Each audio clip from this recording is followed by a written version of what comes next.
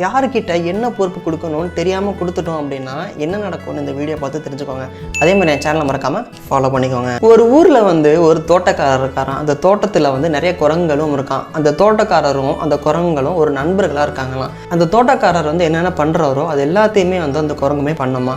ஒரு நாள் அந்த தோட்டக்காரர் வெளியூருக்கு போக வேண்டிய ஒரு சூழ்நிலை.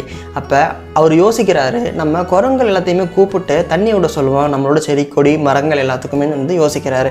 அதே மாதிரி அந்த குரங்கு எல்லாத்தையுமே கூப்பிட்டு இது மாதிரி சொல்கிறாரு, நான் ஊருக்கு போக வேண்டிய சூழ்நிலை, அதனால் நம்ம காட்டில் இருக்க எல்லா செடி கொடி மரங்கள் எல்லாத்துக்குமே தண்ணி விட்டுருங்க அப்படின்னு சொல்கிறாரு.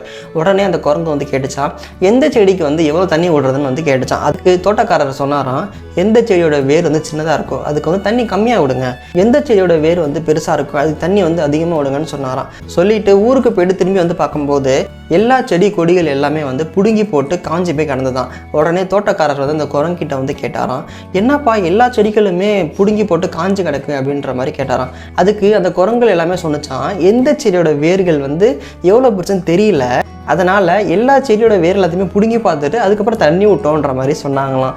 பார்த்தீங்களா, நம்ம யார்கிட்ட பொறுப்பை கொடுக்கணும்னு தெரியாமல் கொடுத்துட்டோன்னா இதுதாங்க நடக்கும்.